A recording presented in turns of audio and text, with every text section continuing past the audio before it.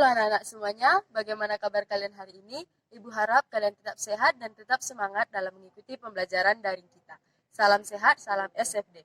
Berjumpa lagi bersama Ibu adalah Sari Bristopu dalam pembelajaran geografi pertemuan yang ke-10. Pada pertemuan ke-9 kemarin, kita telah mempelajari tentang penginderaan jauh ataupun PJ. Nah, pertemuan kita yang ke-10 ini kita akan membahas tentang sistem informasi geografis ataupun SIG. Apa itu SIG dan apa saja komponen serta subsistemnya? Mari kita bahas dalam video selanjutnya. Sistem Informasi Geografis atau SIG.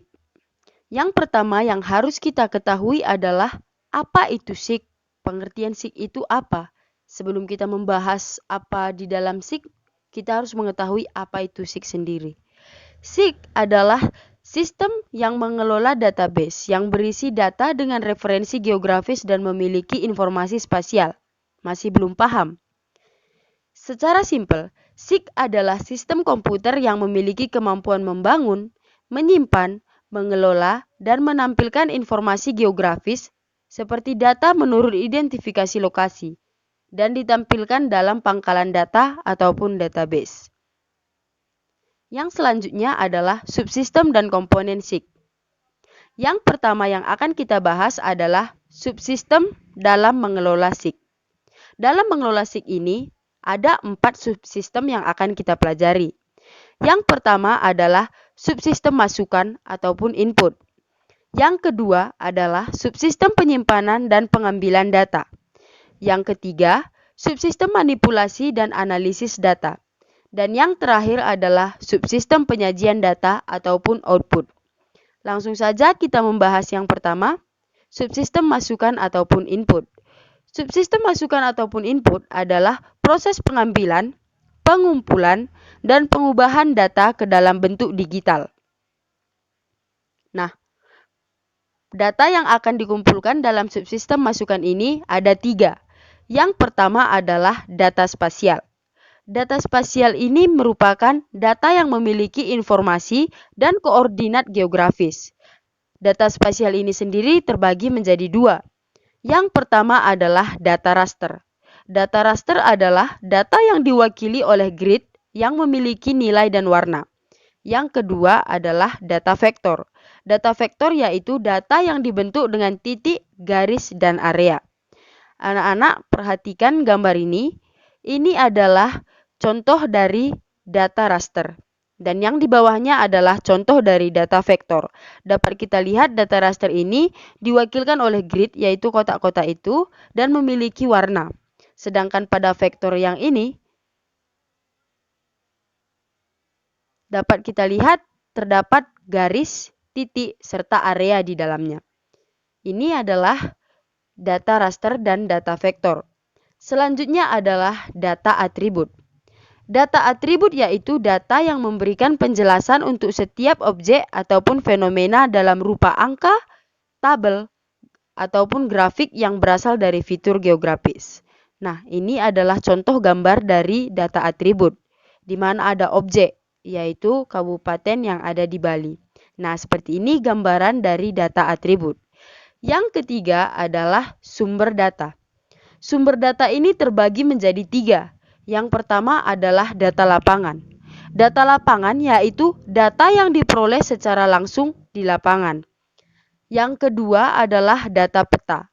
Data peta ini diperoleh dari peta yang sudah diubah ke dalam bentuk digital. Yang ketiga adalah data penginderaan jauh. Data penginderaan jauh ini diperoleh menggunakan citra ataupun hasil interpretasi dari citra. Selanjutnya adalah subsistem penyimpanan dan pengambilan data. Dalam mengelola data, baik itu data spasial ataupun data atribut, harus dilakukan dalam sistem yang mudah dimengerti. Kenapa? Hal ini dilakukan agar pengguna dapat dengan mudah melakukan analisis data serta melakukan pembaharuan sistem. Pada saat sekarang ini, sistem penyimpanan data serta sistem penyimpanan dan pengambilan data sudah dilakukan dengan menggunakan komputer. Yang ketiga adalah subsistem manipulasi dan analisis data. Subsistem manipulasi dan analisis data ini dilakukan untuk mempermudah pengguna data untuk membaca, memahami, serta menemukan data yang dibutuhkan, serta untuk mempermudah menghasilkan informasi yang diinginkan. Manipulasi dan analisis data ini adalah prosedur terpenting yang ada di dalam SIG. Karena apabila tidak dianalisis dari data yang akan digunakan, hal itu tentunya akan mempersulit pengguna untuk mendapatkan informasi yang mereka inginkan. Sehingga subsistem manipulasi dan analisis data ini sangat penting. Yang terakhir adalah subsistem penyajian data ataupun output. Subsistem output ini menampilkan keluaran seluruh atau sebagian data dalam bentuk soft copy maupun hard copy. Jadi tidak hanya soft copy, tetapi penyajian data ataupun output ini juga terdapat dalam bentuk hard copy seperti tabel, grafik, peta, dan lain sebagainya. Nah, untuk mempermudah anak-anak memahami bagaimana itu subsistem SIG serta cara kerjanya, maka anak-anak dapat memperhatikan gambar tabel berikut ini. Ini adalah gambar tabel dari subsistem SIG. Ibu akan menjelaskan dan ingat anak-anak pahami. Yang pertama itu adalah data. Tabel, laporan, pengukuran lapangan, peta tematik ini semua adalah jenis-jenis data. Kemudian, jenis-jenis data ini akan diinput. Setelah diinput, maka data ini akan masuk ke manajemen data ataupun basis data.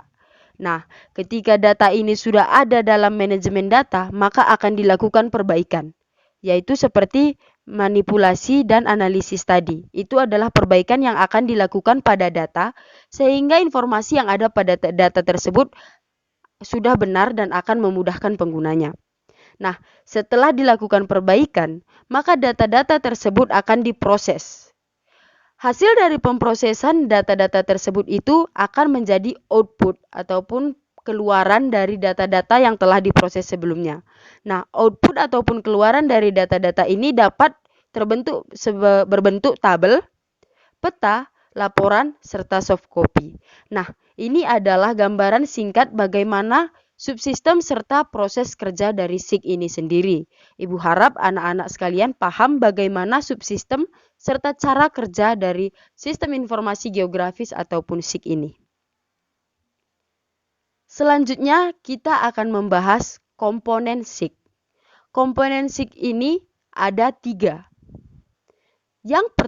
Komponen yang pertama adalah perangkat keras komputer. Perangkat keras komputer ini berfungsi untuk memberikan data serta akses yang diperlukan oleh sistem perangkat lunak. Komponen yang kedua adalah perangkat lunak komputer. Perangkat lunak komputer ini terbagi menjadi 3. Yang pertama itu input, yang kedua adalah penyimpanan dan analisis data, serta yang ketiga adalah output. Komponen SIG yang ketiga adalah manusia. Kenapa manusia bisa menjadi komponen SIG, Bu? Yaitu jawabannya karena manusia adalah pengguna data SIG yang utama, serta manusia diperlukan untuk melakukan pembaharuan data, penyimpanan, serta pengoperasian perangkat SIG. Jadi ini adalah ketiga komponen SIG. Selanjutnya adalah pemanfaatan dan penerapan metode SIG. Nah, SIG ini sangatlah memiliki manfaat yang besar bagi berbagai bidang dalam kehidupan ini. Contoh-contoh dari pemanfaatan dan penerapan metode SIG ini yang pertama adalah pada bidang sumber daya alam. Pada bidang sumber daya alam, SIG dapat membantu memanajemen penggunaan lahan agar meminimalisir kerusakan. Selanjutnya pada bidang perencanaan ruang. SIG dapat membantu untuk merencanakan pembangunan-pembangunan yang akan dilakukan. Dengan dimanfaatkannya SIG ini, maka ketika dilakukan pembangunan-pembangunan akan dapat diminimalisir resiko pencemaran ataupun resiko kerusakan yang mungkin terjadi pada lingkungan akibat dari pembangunan. Yang ketiga pada bidang kependudukan. Pada bidang kependudukan ini, SIG berfungsi sebagai penyedia informasi mengenai kependudukan seperti jumlah dan jenis kelamin dari penduduk disediakan oleh SIG. Yang keempat adalah pada bidang pendidikan. Pada bidang pendidikan, SIG ini menjadi alat bantu pembelajaran bagi siswa. Yang terakhir ada pada bidang militer. Pada bidang militer, SIG ini berfungsi sebagai penyedia data spasial serta rute perjalanan. Sehingga dengan bantuan SIG ini, maka latihan militer yang dilakukan oleh bidang militer dapat berjalan dengan baik. Nah, anak-anak, itulah pembelajaran kita hari ini mengenai SIG. Pengertian SIG, komponen SIG, subsistem SIG, serta manfaat dan penerapan metode SIG. Nah, anak-anak, demikianlah materi pembelajaran kita pada pertemuan kali ini mengenai sistem informasi geografis ataupun SIG. Ibu harap materi yang diberikan dapat anak-anak pahami dan ingat untuk mengerjakan tugas tepat waktu serta menuliskan catatan materi pada hari ini. Sampai jumpa pada pertemuan selanjutnya. Dadah!